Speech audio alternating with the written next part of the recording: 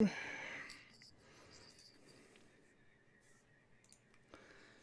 right, we are live, so let it buffer up a little bit here. Okay. Hello, everybody. This is Derek Clark at UAT. We have. Oh, hold on. I'm getting feedback. I will fix that because I've got my stream window open somewhere. Oh, back. There we go. Okay, that's good. Sorry about that. So this was our virtual game jam on the COVID-19 social distancing, wash your hands, and things like that.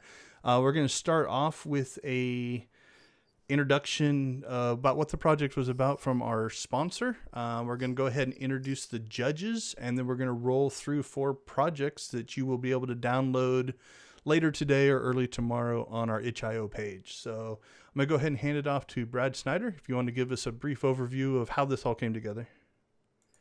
The reason I approached UAT about doing some video games about COVID-19, and I approached them, it's almost been a month ago now, was because I recognized that how this virus was being covered had the potential to make children feel kind of really insecure and at a loss for what to do in the face of this, pandemic. And what I knew is that video games could help these kids feel empowered. It could help these kids learn lessons about the disease. It could help these kids learn how to better stop the spread of the disease. And so what UAT decided to do was to actually create this game jam, and they've just been wonderful. And so what you're going to see today are 4 student team projects. And if UAT's been supportive, so have the judges that have signed on to be a part of this and to lend their expertise. The ideal goal coming out of this is that there's a game that we can get into as many kids' hands as possible. So with that, why don't we start with Brad? Are you okay to introduce yourself next? Brad Merritt? Yeah. So hi, I'm Brad Merritt. I'm the director of game design for Cartoon Network. I work on a lot of Cartoon Network games, from small web games to mobile games to console games. Thank you. Eric Cook, are you okay to introduce yourself? Yes, I am. So I'm Eric Cook. I'm also, I am a producer at Cartoon Network Games as well. So I get to work on several of the games Brad works on as well. He provides me a lot of feedback, and then I make it happen. So. Thank you. Bo Teague, can you introduce yourself? Hey, this is Bo Teague. I'm also from Cartoon Network, and I'm responsible for the products and games that we build in terms of kind of what's on the roadmap, what's coming next, what we're going to do. So I'm excited to see what we've got today. Thank you, Bo. Chris Waldron, can you introduce yourself? Sure. Hi, I'm Chris Waldron. I'm the chief digital officer at a company called Andrews McMeel Universal. It's a book publisher and comic strip syndicate that's been around for about 50 years. And I worked at Cartoon Network for 20 years before that with those guys. Thank you, Chris. Jim G., can you introduce yourself? Still muted. Sorry, didn't work. Yes, my name is Jim G., and I was until this January an academic. I was at my last job was at OSU for a few years. Now I am retired, and I'm a farmer on the Verde River in Cottonwood, Arizona. Would you tell people what you wrote about as an academic, Jim, please? Well, I wrote a lot about linguistics, things like naked infinitives, headless relative clauses, syntactic theory, stuff like that. Oh, and I wrote a book in 2003 on video games called What Video Games Have to Teach Us About Learning and Literacy, and started Games Learning and Society at Wisconsin. And we also worked with Sandra Day O'Connor to build iCivics, the largest game-based curriculum in the country. Thank you, Jim. Tracy Beal, can you introduce yourself, please? Sure, happy to. Tracy Beal here. I'm the Executive Director of School Connect. So I might be one of those people who gets this game to as many kids as I possibly can. I'm really excited about the power that it gives kids so they don't feel like they're, afraid all the time. Thank you. I'm having a side text conversation going on with Maria Cristina Fuentes, who's the director of the Arizona Governor's Office of Youth, Faith, and Families. She had also signed on to be a judge, but just this last week, she was given the task of finding daycare for all of the children of all of the medical staff and first responders in the state who are dealing with this. So she's got a little bit of her hands full. What I've invited her to do is to join in when we started our discussion about the different the games that we saw, and especially join in when it's time to announce the winner. So she'll be around for that, hopefully.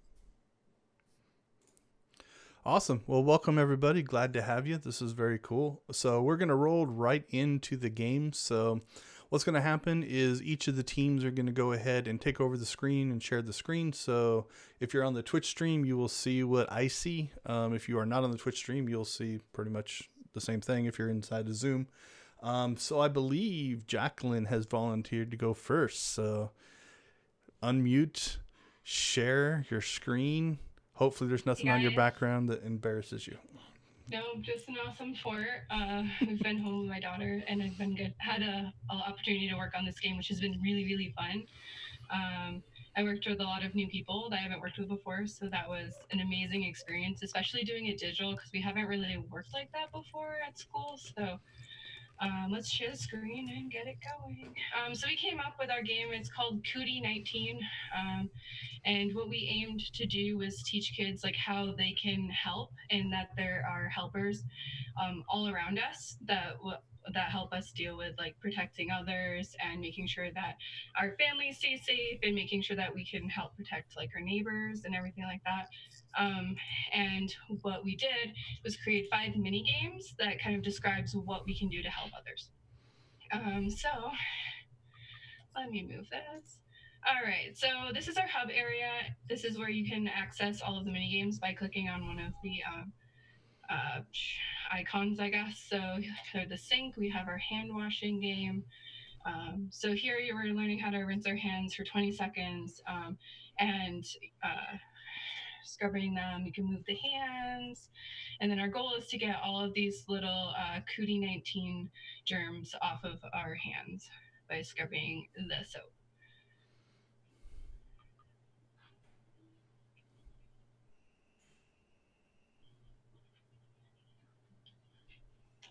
Yay. Excellent hand washing. All right, and then we have our what can we do at home to make it fun for ourselves, because it doesn't have to be boring. We know that staying at home can get a little monotonous and boring, but these are some fun things that we can do. So we can get crafty. We can, spend some time paint, make a rocket, spend time with our family, build a pillow fort.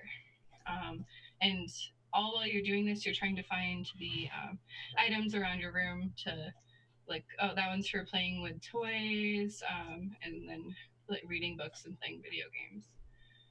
Then we have our cover your cough game, where your goal is to cough into your elbow and not into the background. So as you see the purple flashing, it's kind of an indication that you're about to cough. Oh, I missed that one. I missed that one too. It was too early. So the goal is to get them into your arm, and it will eventually keep score, but we didn't get quite to that. So we also have a social distancing mini game where your goal is you're taking like a walk, and your goal is to stay away from all of our neighbors and friends who are also out. So you're just running down the sidewalk, and you don't want to hit any of the people. You just want to kind of go around them and stay away from them until we get to the end.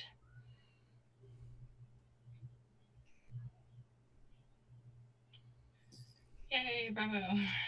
And then we have a face touching game, which I don't know if it will work for me. I was having a little bit of trouble getting it together. So the premise of this game is that the hands come up and try to touch their face, and you just have to click them away. So when this was working, the hands would pop up, you click it, they pop down. Otherwise, they'd go all the way up, touch the face, and then go back down. That wasn't working. And then, so that was all of them, and we have our exit button that lets you go back to the main screen. Okie dokie. So that is COVID-19. How do I get back to Zoom? Yeah, this is.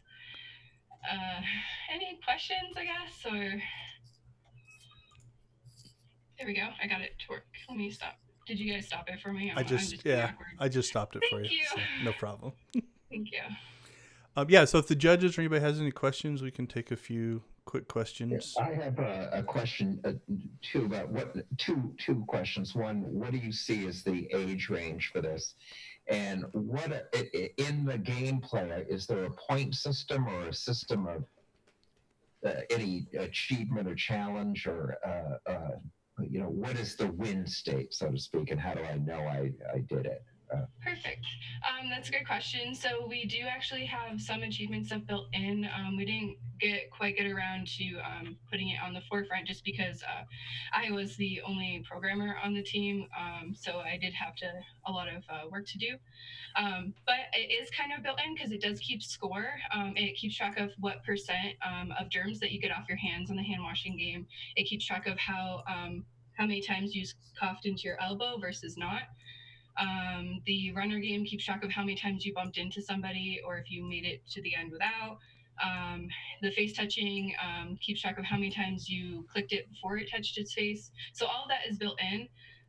So at the end, on like where it says "great job," is ideally like where we were going to put you got 0% germs left on your hand, or you stopped the teddy bear from touching his face 10 times.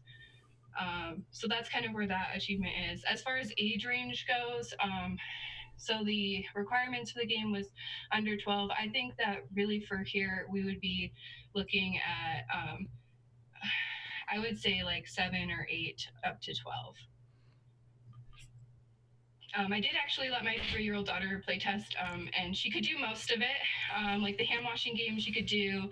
She really got the clicking and stuff. So I think that it could go younger, but I would definitely want to play test that more with younger kids because my daughter is a smartie. So, but she had a lot of fun with it. Very cool. Thanks, Jacqueline. Any other questions? All right. Next up is Andrew. Go ahead and take over the screen and show us what you got. All right.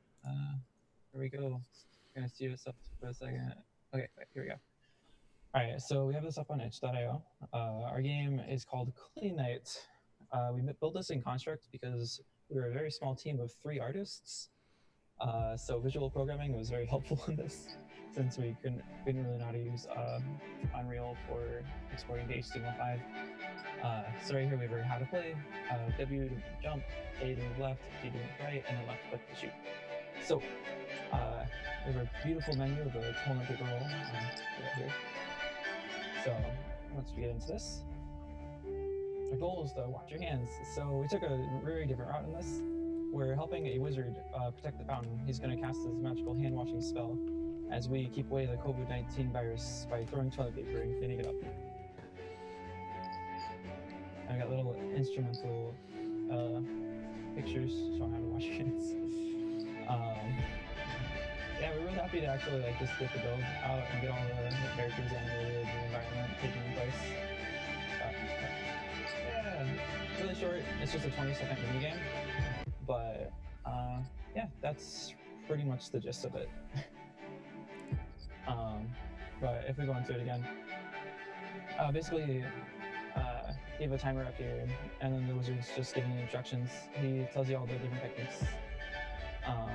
So we're trying to keep the COVID-19 virus from getting over here, but he'll give little instructions and stuff like lather your hands, scrub between your fingers, get between your nails, if they get too close, the virus gets through, or if they get to the night, then it goes through.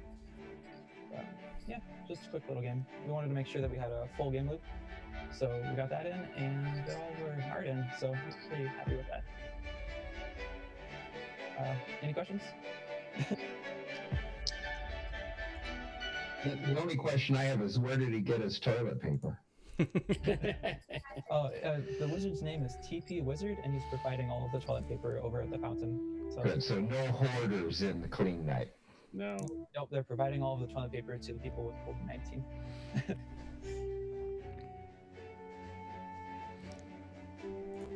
Yeah, toilet paper is a major resource now, so you can't be throwing that stuff away.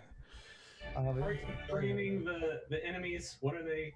Do they have the virus? Are they zombies? What are they? So they're people who got the virus. So we're distributing toilet paper to them and like helping them like clean themselves up. We were pretty much just like the main game function was like distributing cleaning supplies to the people and then purifying the water fountain in the town. And the original goal was to have the character go with the wizard to multiple towns and stuff. But since we're only like 3 people and we didn't have, we actually started like yesterday. Friday we started talking about it, and then we did most of the work on Saturday, and then we were up all night until now since then. But we wanted to take stride with it since it was originally supposed to be 48 hours. Great. Yep, that's us. Cool, nice job, Andrew. Thank you. Yeah, I heard somebody talking about like maybe people would take this more serious if they were actual zombies out there, and it's like to stay away from the zombie, but you can't tell who is sick and who isn't. So awesome. All right, next up we have Kevin. Are you ready to go? Yes. Let me just share my screen. Now, this game jam was particularly interesting because we didn't use a game engine. We actually just used HTML5 canvas and coded everything in what is it called? JavaScript. So to preface a couple of things, we haven't actually completed our games loop yet or our game state. So we're just here to show off like what we have done and also what we wanted to accomplish in the end goal. So my name's Kevin Alvegard. I was the lead designer of the project, and we made Corona Mania over the past couple of days. And essentially, our goal was to create a rhythm-based minigame compilation where the player has to practice procedurally based minigames based off of the list of minigames that they were able to select from. And each of these minigames would practice hygienic practices for the prevention of the coronavirus. So it's pretty much basically talking about specific things that players can use to what is it called? It's tactics for people to prevent the coronavirus from spreading, and also the information and like factoids to give students and users to prevent the virus from happening. Originally, we would have had this cartoon character pop up in the front here and play animations to tap the beat, and the main core gameplay loop would be tapping to the beat in order to actually continue with the gameplay. So, for example, if I were to click tap to start, our soundtrack would play. The soundtrack that we made, custom made. We have a really nice sound designer. Would basically start the gameplay loop, which is, if I remember correctly, you can't actually hear me when that's on, but one of the main things we wanted to do was when the player is tapping to the beat of the song, they're able to actually get factoids and other information when they are playing that specific minigame. And each minigame would have a custom genre of song attached to it, so the player has, or not the player, the user has the ability to understand what kind of procedure they're practicing, and also the amount of time that they are using that minigame for as well. We also designed most of the games to be around 20 seconds because we wanted to kind of reinforce the idea that 20-second timers for music and also for time is kind of key when it comes to these kinds of things.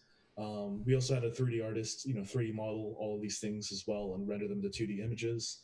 We also have different soundtracks. So depending on which song you're playing, we have a total of 5 soundtracks. They kind of coincide with their respective areas and also their respective minigames as well. And another really cool thing I'd like to share is that since it's optimized for HTML5 and it's very clean and efficient, you can actually pull up this website on your phone and pop up the application with ease. One of the alternative methods that we wanted to reward players to reinforce them to participate more inside the minigames as well is a reward system that we would basically grant the player soundtracks, images, wallpapers. So after the player would complete a set of stages, they'd be able to unlock these rewards and download them onto their phone or their devices. And finally, one of the main reasons why we wanted to do this was because we wanted to make sure that kids specifically had the more information based off of what's happening and be more truthful to what's happening out there rather than to be misleading and kind of like make kids a bit more stressed out. So that's kind of what we wanted to hit home with this and be more respectful and understanding of people's traumas and stress with this whole pandemic happening. And that covers pretty much everything. That is Coronamania, or what would Coronamania would have been. Any questions? So are each of the mini games about hand washing, or are they about different things? Oh yes. So depending on the minigame you're playing, you'd be practicing one of the 6 core like methodologies of preventing the disease. So the turtle boogie game would be of the coughing or sneezing inside your arm. The maid monkey one was cleaning your surroundings, making sure you're in a cleansed environment. Fins off is no touching of the face. 6 waddles away was the 6 feet rule and social distancing, and the flipper washing minigame was just the washing hand minigame. And these games would be coincided with what they would be associated with, and the 5 soundtracks would ideally be with all 5 of the different minigames. So the complexity would increase depending on what kind of minigame you're playing. And the scoring system is the scoring system would be based off of how many notes you hit rather than failing or succeeding the level, because we wanted to make it to where if the player is not good at the game, we don't want to punish the player. We want to reward the player to try again. So the idea is to make it more accessible for any age audience. Do you have any images from any of the other games that you could show us? Yes. Let me see if I can actually pull up a list of assets and scroll up. Do you have any gameplay to show of the core mechanic? No. That's what I prefaced earlier in the discussion. I apologize. Have you ever made a rhythm game before? Well, yes, I've done it using Unreal. But the hard part about this was we were restricted to HTML5, so we were trying to get that running. Let me see if I can pull up a Google Drive to show the other assets. But what was your question entailing? Or was there more to that question, or? No, I was just curious because making rhythm games is often much more challenging than people imagine it is, and so I was wondering if this was your first go at it or not.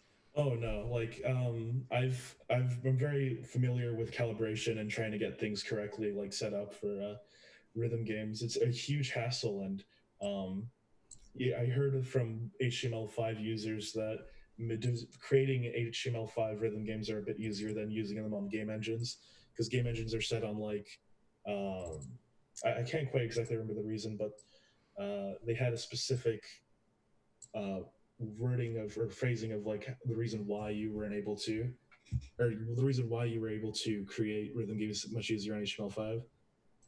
That's surprising because we've had a lot of issues with HTML5 where sound syncs up significantly different across browsers. Oh, So, shoot. so if you get it working correctly in Chrome, it won't work in Safari and things like that. Shoot. All right. Yeah, no, I did not know that. And then let's see here. We got character assets for the turtle. And then we have shark as well, or shark fins.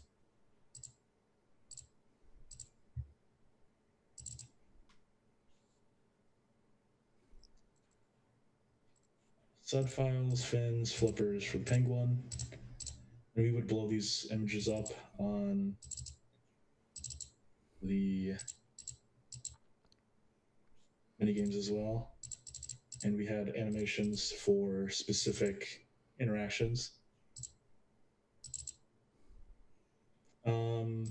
Just some sound effects, and then also we had some music as well. So Ian had some soundtracks. We had a kind of like a lo-fi song, which is the one you heard earlier.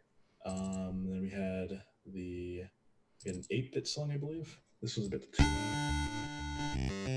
Yeah, that was a bit too loud. I apologize.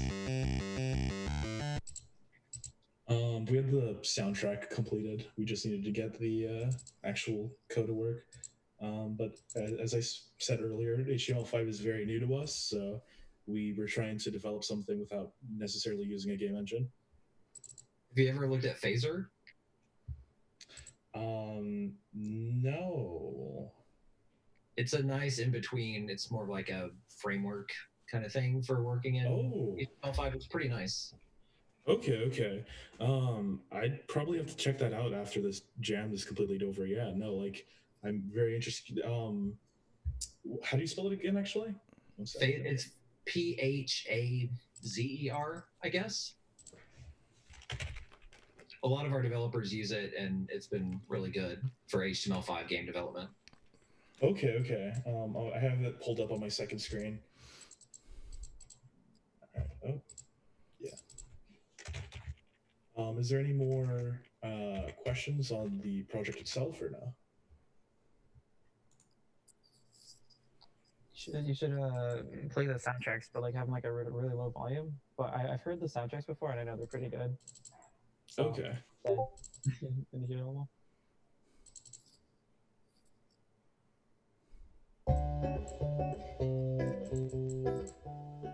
Is that low enough? That's good.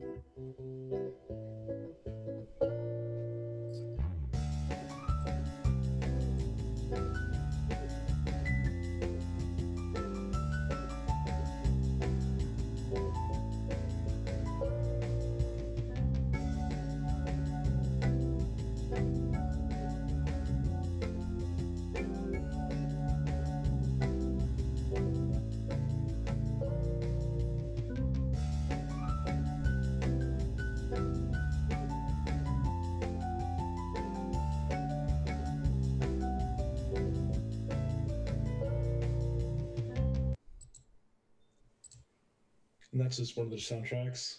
I'm not gonna be playing the other ones just in case of like presentation time for the other people who want to present. So unless we're not like on a rush or anything. No, that's probably that's probably a good spot. So yeah, I'd like to see you guys go ahead and finish it because the gameplay loop is definitely something I'd want to see, given what you have put together there. All right. Last but certainly not least, Miguel, Dex, you are up, my friend. You have to unmute yourself. You have to share. Have to unmute myself, there you don't go. Good afternoon, everyone. I'm sorry. It's a little dark in here. My lighting isn't the best. And if you really aren't going to be paying attention to my face, so that's a good thing. Let's head over to the game. Screen share, right? Yep. Okay. Okay. Yeah, big green button at the bottom, and make sure do I hit screen or do I hit just like a page? I just hit screen, right? You can make sure the lower left-hand corner, there's a, if you have audio, you want to share computer sounds, make sure that check mark is checked, and then just share your main screen. Yep. Awesome. Okay. Share my main screen. Okay. Can everyone see the screen? Yes. Yes. Awesome. Okay. Okay. So, Excuse me. my game is called Hands and Friends. And the team that composed it was myself and my girlfriend. We wanted to make a game that was focused on just informing the players what the virus is and why we're being forced to do what we're doing, and then just kind of give them like the general gist of how to combat the virus at home. And so we wanted to take a leveled approach. So we took 7 as the age range. And the way that we fixed the age range was that through each mini game that we were going to have, it was going to increment the difficulty, so that even if a 7-year-old were to get through the first 2 mini games and the third one would be too difficult, they would still walk away with some general knowledge of the virus and how to combat it. And then the players that got past all the mini games would have a really good understanding of how to combat the virus. And then the way that we wanted to embed this into the kids' heads was with music. And so we had a theater play. And unfortunately, I did start this 15 hours ago, so I didn't have much time to finish what I wanted to do. But here's your friend Soap. Soap was meant to introduce the band, and the band was composed of soap, hand sanitizer, and gloves. And that was the band Hands and Friends. And so Soap was going to teach you about social distancing and how to practice good hygiene habits. And so I didn't want to make it seem like being apart was a bad thing. And so I just explained that the band is going to teach you what social distancing means, and the mini games were going to reinforce the good hygiene habits. So first, get the song. Sorry that this is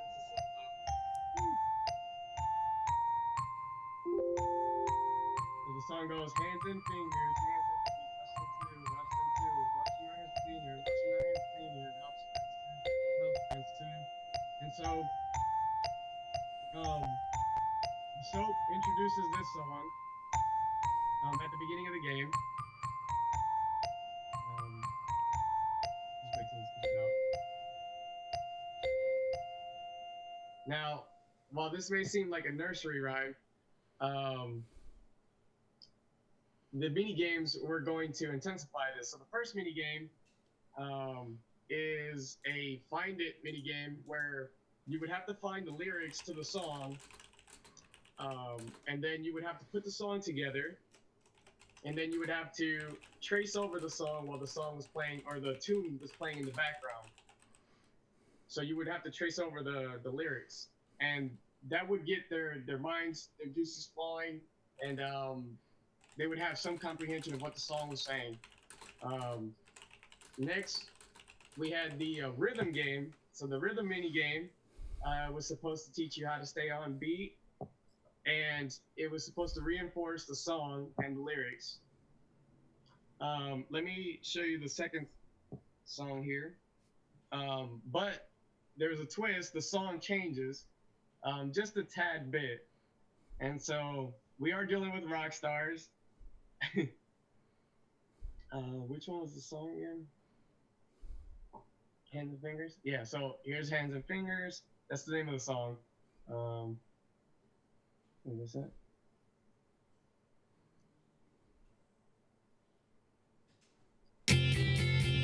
That's not that one. Okay. So the second version of the song was this one. Can you guys hear it? So it has some drums in the background, and I have made a rhythm game before. I am using Unity, and so I'm well versed in my environment, and I just didn't have enough time to do the rhythm game and the other mini games, but I would have had this along with colors and just a lot of vibrant things to make them understand that like these are the lyrics and I want you to stay on tune and I want you to remember this tune. And then the third mini game was a bullet hell. It was a bullet hell that was meant for you to combat the coronavirus, but you would be facing some danger. So we didn't want to make it seem like it was just simple. Is this the one? Camera drive. No. Which one's is this one? Okay.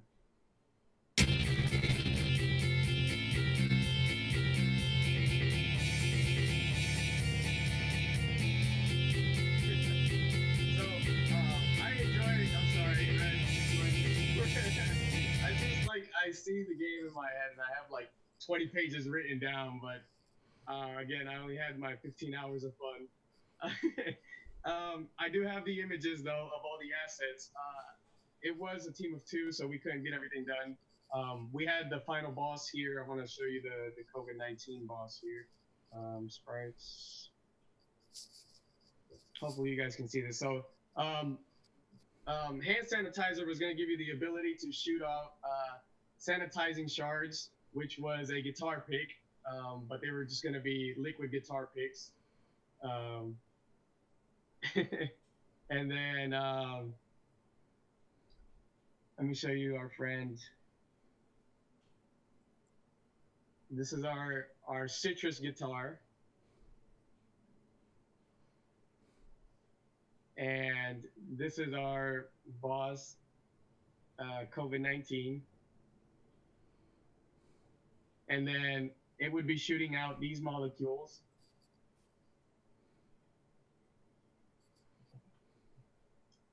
And in between each mini game, what I wanted to do was I would have Soap run you through a hand washing sequence. So you would wash your hands before you entered a mini game and after you entered or after you've completed the mini game.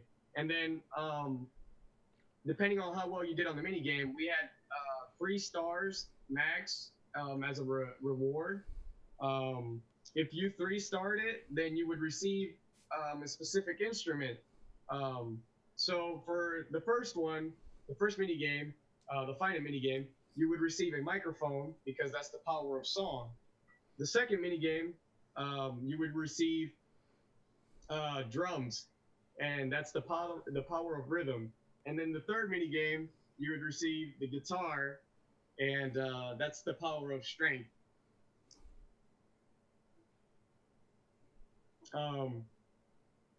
And then you would receive trophies, guitar, the microphone, and the drums,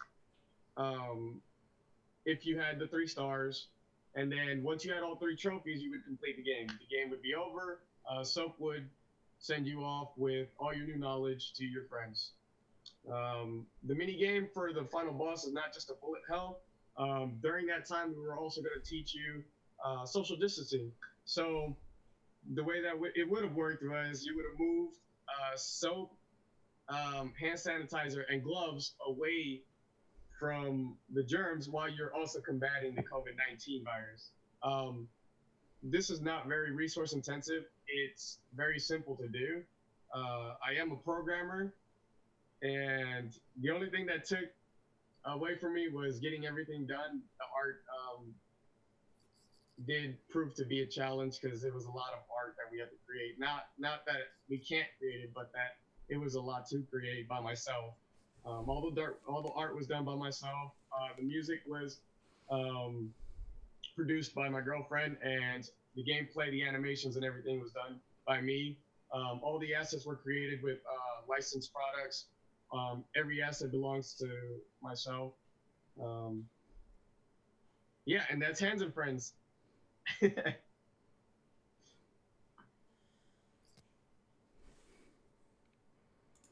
All right. Any questions? Any questions, please?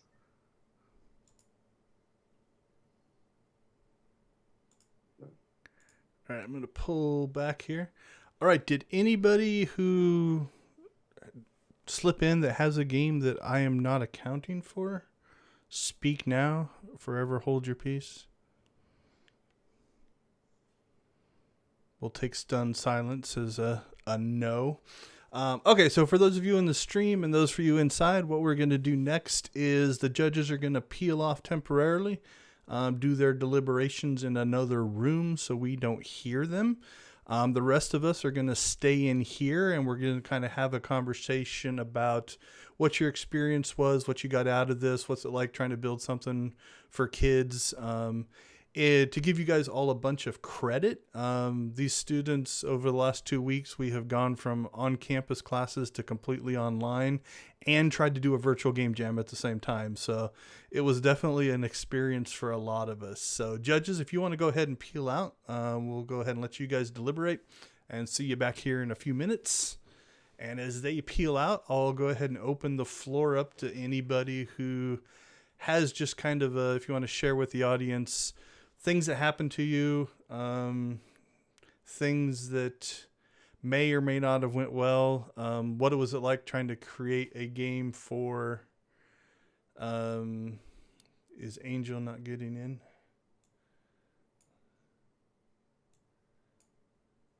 Hey, Derek, real quick. Yeah, go ahead.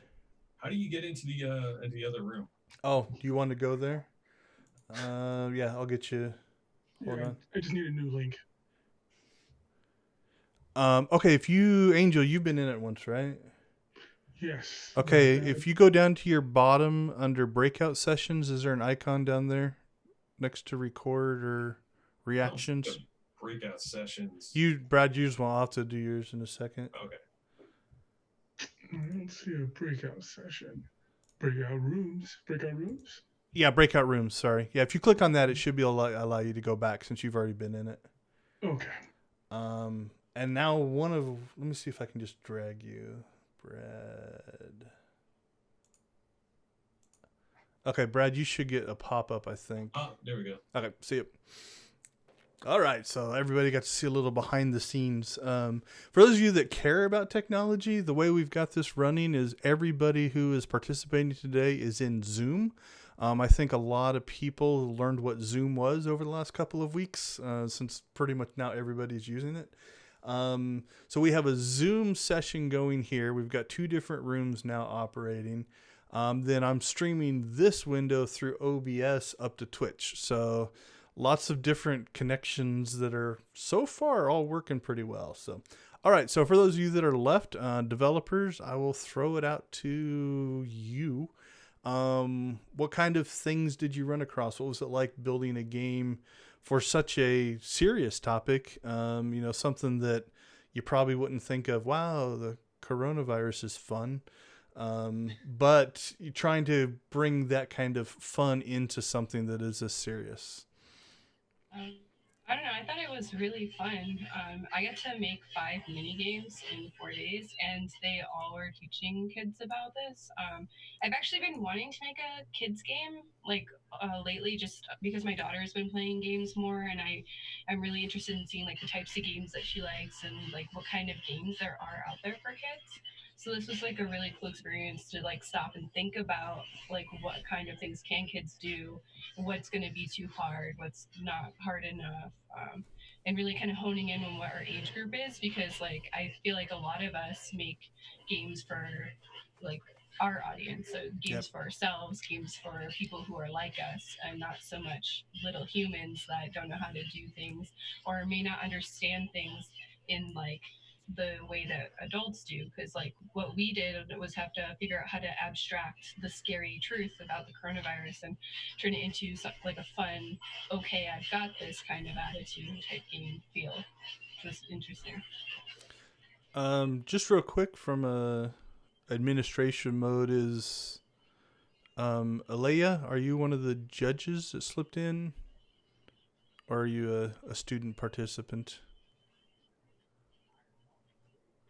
Oh, is it ALIYH? Yes. I think Aaliyah is on our team. Okay, Team cool. Awesome Sauce. I just want to make sure. I didn't need to pull somebody in.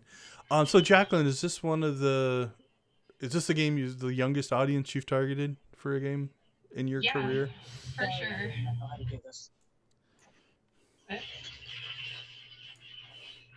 Cool. What anybody else? Not to pry, but very few of our students are parents at the school, so I'm gonna assume some of you don't have your own kids to kind of bounce ideas off of. What's it like trying to make a game for an audience that you might not have a focus group or somebody to kind of test for you?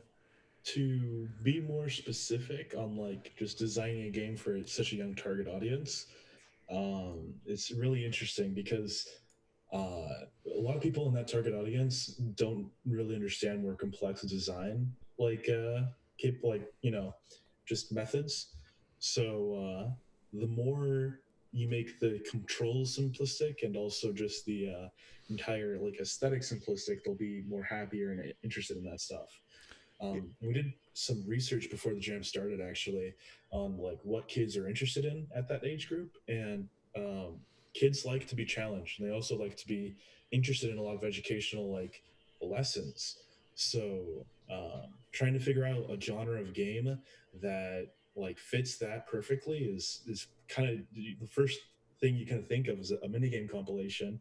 And I just like evidently like a lot of us did make minigame compilations. So it just kind of like makes sense because you want to reinforce that idea for the user. So Yeah, absolutely. That's one of your biggest challenges is when you're dealing with a young audience, you can't make it so boring and stupid that they won't want to play it, right? It's easy to underestimate, especially kids growing up now in a very digital age. It's easy to underestimate exactly how complex it can get.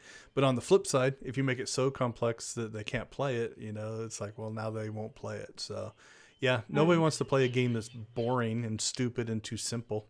So in the vein of simplicity though, you have like what we had to like really take a step back and look at is that kids in the age group that we were designing games for actually don't know how to use computers that well. They're not very good at clicking and dragging and stuff because mostly they're on their tablets and they're on their phones. So when you're targeting a younger audience, like my daughter's age up to like 6 or 7, they're actually not that skilled at playing games on the computer because a lot of them don't. They do it on the tablet and stuff. That's a really good point because I actually came to the same conclusion. That's the reason why we wanted to make a rhythm game and have only a single button for the control. That's kind of funny. We were going from actually around like 6 to 10.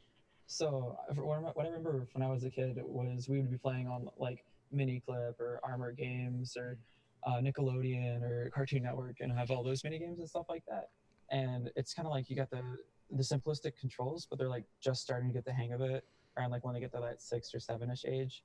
And a lot of like, I think we're going from like a 3 all the way to 10 with like everybody's groups all together. But like just thinking about it, like even if you go from like 3 to 6 or like 6 to 10, that's a completely different mindset and just targeting that kind of audience. So you can have simplistic controls, but you don't want to have it so simple that it's boring for the people who are a little bit older, and you don't want it to have so complicated so the people who are a little bit younger don't understand how to play it. So just getting that like the sound design, and like I really like that a lot of people incorporated sound into their games because that really like grabs people's attention. And I noticed that a lot with the Cartoon Network games as well. Yeah, music is like the big hit for children of that age group. You want to use sound just because that's what they take home with them. They don't take home the visuals. They don't take home the computer. They don't take home any of that. They just take home whatever knowledge you gave them. And the easiest thing to recall is rhymes or music, sound, and that's why we decided to put music. And the age group, we found a mid-range just because we knew that probably a 1-year-old or a 2-year-old probably not going to be playing this. And so we already subtracted those age groups from our range, even though that they could get their hands on it. It wasn't necessarily something that was targeted to them. But we did find a number, and we thought that 7-year-olds both did not want to be in front of a screen for that long, and they also wanted to have something to do while they were in front of that screen. And so we gave them enough activity to do, and we also gave them enough knowledge for them to walk away with information about what we were trying to teach them.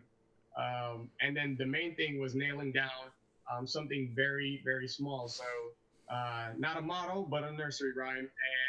And the tune changes. So I don't know if you ever played the game Undertale, but the music in that game is amazing. So we took that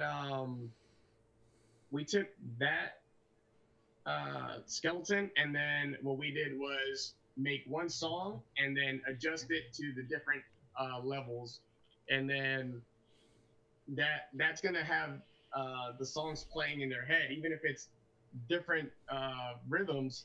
You're still going to hear the same lyrics because it's the same song. And so ultimately, what we wanted was to nail the lyrics down into their head.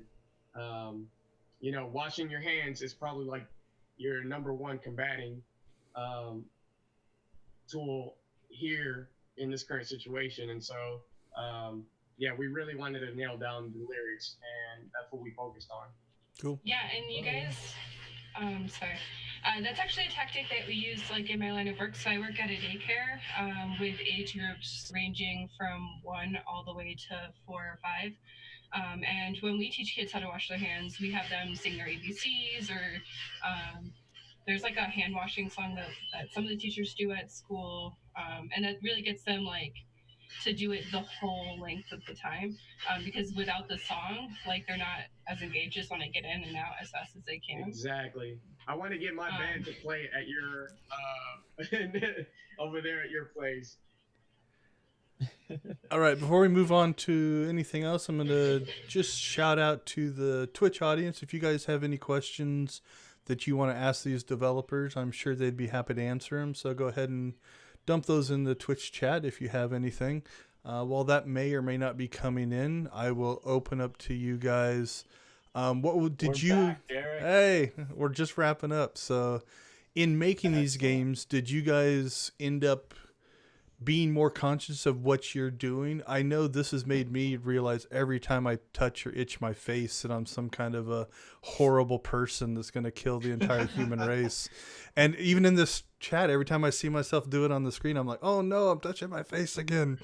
So I know it's made me more conscious. In making these games, did you guys, find anything that you're like, wow, I didn't really think so much about doing X or doing Y? Oh, totally. Like, just taking on like the whole mindset of like the trauma sensitive kids. So like, you don't really think about like as an adult, it's like, yeah, this whole thing's happening and we're dealing with it ourselves. So as a kid, like you're sitting there and all the adults who are supposed to know what's going on are like freaking out in the stores and freaking out, and your parents are like, oh, we have to get groceries, we have to get supplies. There's germs everywhere. Take the hand sanitizer. You guys staying here. I'm going to the store, going out into the world. And you got to figure out a way to like make that to where the kids aren't like freaking out because, the kids are going to do what the parents do. So having something that kind of like explains what's going on and in a fun kind of manner, just like, hey, just as long as you're taking these precautionary measures and, washing your hands, keeping social distancing, it's normal to like go up to your friends, be like, oh, high five, what's up? But, you got to be like more safe about that, I guess. More like air five, how you doing?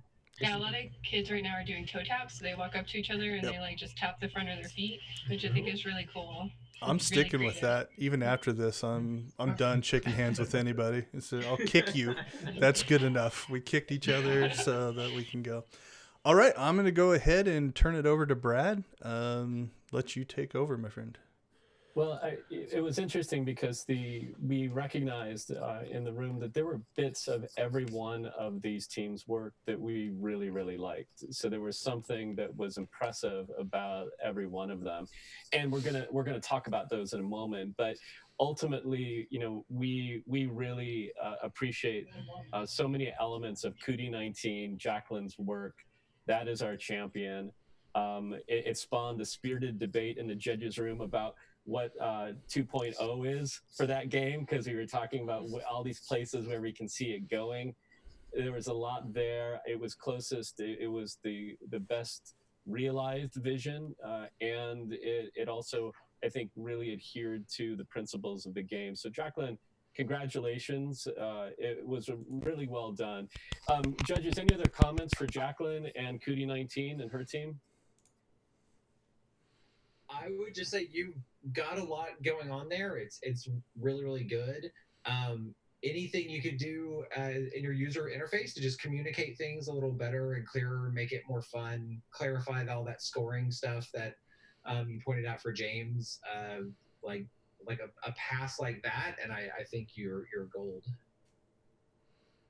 Oh my gosh, thank you. Yeah, so we were talking about whether or not we won. We were definitely going to go through and do a polish basket, the music in, get the sound effects in that we have, as well as getting all that user interface stuff up. So thank you guys. Really great advice, and we're going to definitely do that. Any other comments for COVID-19 and Jacqueline's team, judges? I think for me, similar to what Brad was saying about user interface stuff, mostly for me, like on the menu, having something that really shows the interactivity of things. Like if you hover on them, things change and you're like, oh, I can click on this. Because it kind of takes me back to when I was a kid, seeing games like this. And then the first thing you would do is see what you could interact with. And then once you do it, you just start clicking away. So. Hey, Chris, would you mind sharing with Jacqueline and her team what you said about the fact that we can provide this kind of detailed feedback? Yeah, no, sure. I was encouraged because I think that because the game was so far along and that it was so compelling, we all wanted to contribute to it. We all found ourselves saying, hey, if we did this, if we changed this, I think that's a good sign that you're onto something, and that there may be some more ways to go, but I think what you have is very good. So I particularly liked I wanted to start messing around with the social distancing game. Again, just sort of thinking about bringing in elements of stealth games where you have a radius around the characters that you have to kind of do to get the 6 foot or the 6 foot rule in. So yeah, I think that the idea that we wanted to sort of start talking about what we would do to edit it a little bit was a sign of its success. So good job. I feel like it was particularly a kind approach to this, which it's tough to balance, I think, kind and thoughtful and fun and twitchy. But I feel like in terms of the overall presentation, I feel like you had a good balance of all of that.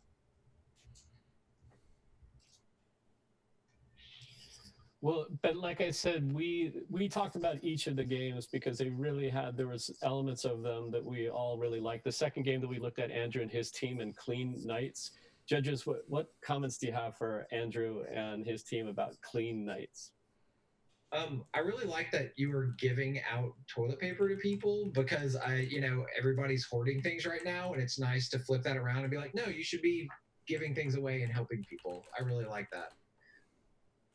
Yeah, I same here. I liked that. I liked the art style. I thought that was, obviously, you guys talked about that being your strength, but that you were clever enough to get two things in one game, right? So defending the wizard while he was washing his hands. So you're talking about washing hands at the same time distributing toilet paper as a way of stopping him from getting interrupted from washing his hands. So that was good, and something that we didn't see in some of the others where you actually got two messages in one gameplay. So kudos on that.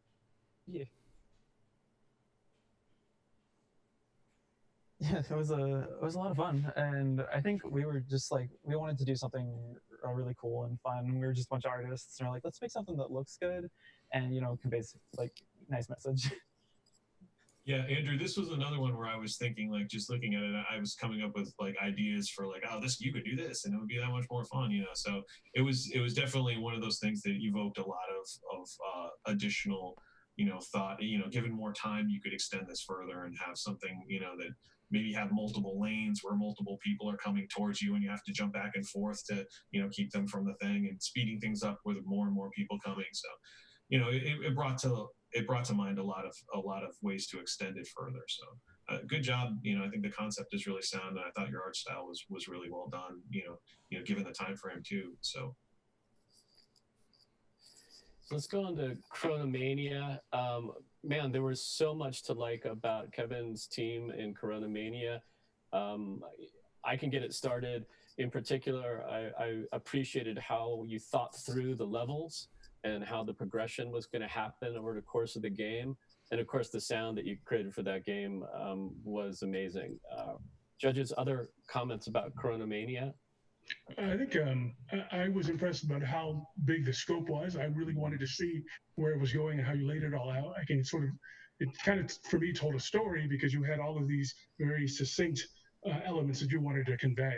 The music, again, further kind of built this up in my mind. So I'm very, very interested in seeing the final piece because I think you're definitely leading it in a very interesting direction. I really wanted to see that come together.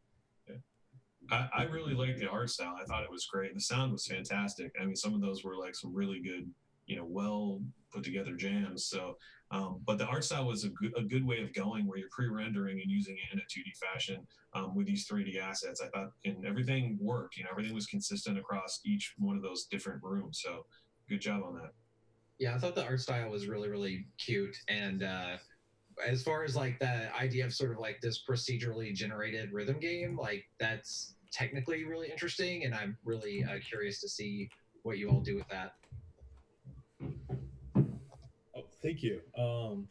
Like a lot of this stuff went into consideration when we were like developing the game, so I'm like really happy you guys are able to see like the art and the music. Unfortunately, we weren't able to get like the programming and stuff in the game as well, but I think we had a lot of talented artists, a lot of talented musicians on the project, and we kind of got something really interesting.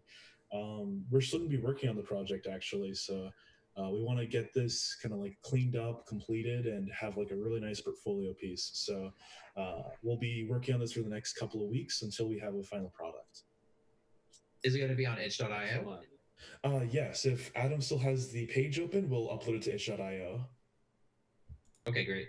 Yeah, we'll make that happen. We'll make sure that anybody that wants to continue to work and update this is such an important topic that absolutely we want to make sure that we can get the latest versions out to everybody. Speaking of hoping that we continue to develop, Miguel, let's talk about your and your girlfriend's game. We discussed in the judging room exactly how creative your game was. There were so many elements of it that I thought were really unique, and again, to be redundant, just incredibly creative. Judges, what were your thoughts about that? I thought there was some really interesting stuff. I really like the sing-along idea as far as like appealing to like younger kids. And then, yeah, when you were talking about, I'm a huge bullet hell game fan. And so when you're talking about doing bullet hell games, I'm like, oh man, that's an awesome social distancing idea of like wrapping into a bullet hell game. Yeah, I enjoyed that game. I think the idea, and I think it really should be pursued. I think both the ones that use music. I mean, one thing you want to do is with music, you're encapsulating these activities that children could see as kind of trivial or kind of pedantic into a kind of cool scene. And I think that one with the rhythm stuff, the virus is about the body, and this enactment of the rhythm is about the body, and it might lead to the person lowering their defenses enough to get the information and not be fearful.